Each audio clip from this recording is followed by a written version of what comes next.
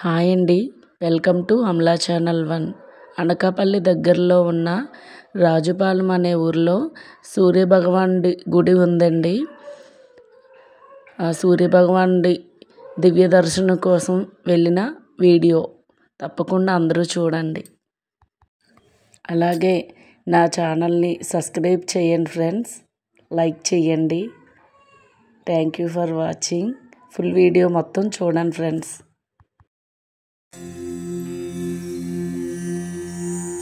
चायोषा पद्मिनी प्रिये सकलारोग्य प्रदाते हर्षवल्ली निवासाय अखिलाण्ड नायके उत्तिष्ठो जायेस उत्तिष्ठ उषयोज्ज्वला उत्तिष्ठ पद्मिनी कान्ता त्रैलोक्यं मङ्गलं कुरु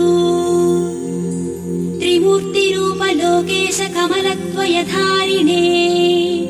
सप्ताश्वरथमारूढं छायायुक्तरविं भजे सुरेशं स्तोत्रगम्यं च जगदानन्दकारकम् श्रीसूर्यदेवदैते तव सुप्रभातम् समस्तजगतामूर्तिं नाशयन् पाति सर्वदा आयुर्ददाति सविता दत्यान्नो वन्दनं सदा तव नाम जपे नित्यं चार्ति न भयमु श्रीसूर्यदेवदैते तव सुप्रभातम् चित्ते करोमि सवितारमनन्तमाद्यम् रक्ताम्बराभरणभूषितमत्तमूर्तिम् सम्पुल्लपद्मविलसत्करपद्मजं त्वाम् श्रीसूर्यदेवदैते तव सुप्रभातम् सप्ताश्ववल्लभ विशिष्टतनुं सदाहम् प्रफुल्लाब्जहस्तं प्ररोचं तमर्कम् त्रयीवेदमाद्यन्तशून्यं दिनेशम्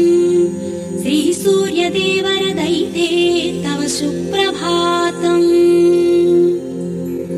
महेन्द्रप्रतिष्ठा क्रिया सुप्रसन्नम् तमादित्यमारोग्यदातारमीडे जगज्जन्महेतुस्त्वमेनासि देवा श्रीसूर्यदेवरविभो तव सुप्रभातम् त्वया पाल्यते हेष्यलोको महात्मन् तथा कालरूपे लयं याति विश्वम् चैत्योमणि त्वां सदा भावयाहम् श्रीसूर्यदेवरविभो तव सुप्रभातम् तमुद्यस्थमर्कं महर्षिप्रगीतम् द्विजैर्देव सङ्घैः सदा भावितं तम् त्रिसन्ध्यास्वजस्त्रं भजे भानुमन्तम् श्रीसूर्यदेवरविभो तव सुप्रभातम्